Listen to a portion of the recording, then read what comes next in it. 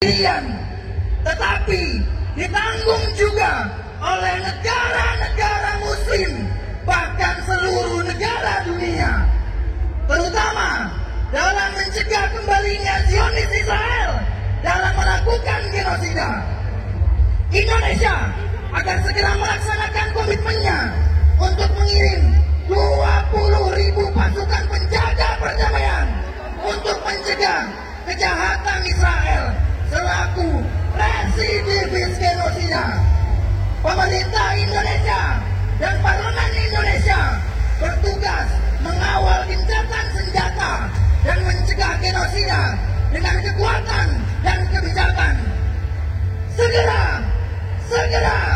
Segera sahkan undang-undang untuk menguatkan boikot, divestasi, dan sanksi terhadap Israel dan para pendukung kejahatannya. Tragedi 2 tahun genosida semakin menguatkan komitmen masyarakat Indonesia untuk tidak membiarkan Gaza sendirian, membiarkan genosida terjadi lagi. Kami berterima kasih setinggi-tingginya kepada seluruh gerakan sipil yang melawan kejahatan Israel seperti Global Sumud Fatila, Boykot, BDS, Ormas-ormas Islam, Ormas-ormas perempuan, serta organisasi pemuda dan mahasiswa. Dan karenanya kami mengajak seluruh elemen masyarakat untuk bersama-sama membesarkan perlawanan berdampak terhadap penjajahan Israel untuk hadirnya Palestina yang benar-benar merdeka. Aksi bela Palestina hari ini bukan aksi terakhir. Aksi hari ini bukan aksi terakhir, melainkan menjadi awal episode gerakan masyarakat Indonesia yang lebih kuat, yang lebih berdampak untuk melawan kejahatan Israel, untuk lenyapnya seluruh penjajahan di atas dunia. Maka kami di Indonesia, elemen kebangsaan dan keumatan Indonesia, dengan ini menyatakan: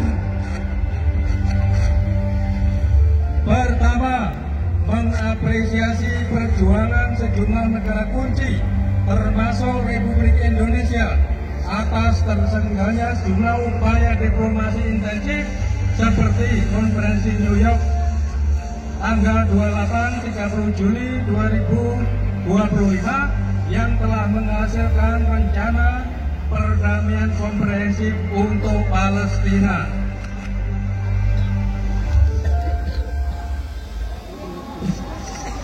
Memahami sikap pemain kunci termasuk Hamas yang menyetujui proposal Trump sebagai dasar perundingan penyelesaian masalah Palestina, khususnya Gaza, mengingat prioritas utama adalah penghentian perang dan genosida, pengiriman bantuan kemanusiaan, dan rekonstruksi Gaza yang telah hancur total.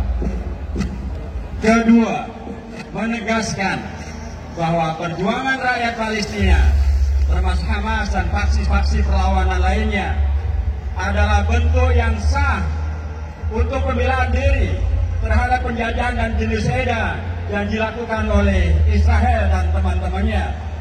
Hak itu diakui oleh hukum internasional dan juga oleh agama-agama di dunia.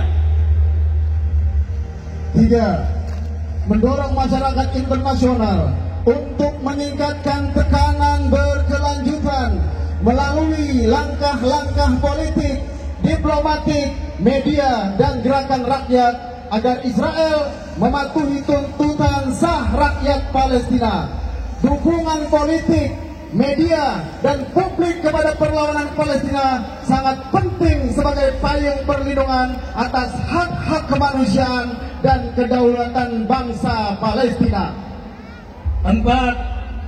Menyerukan kepada seluruh bangsa Indonesia untuk memperkuat solidaritas kemanusiaan, advokasi politik, dan diplomasi publik bagi Palestina, menggalang doa, dukungan moral, dan donasi bagi rakyat Gaza, serta menanamkan kesadaran bahwa pembelaan terhadap Palestina adalah bagian dari jihad kemanusiaan dan amanat keagamaan.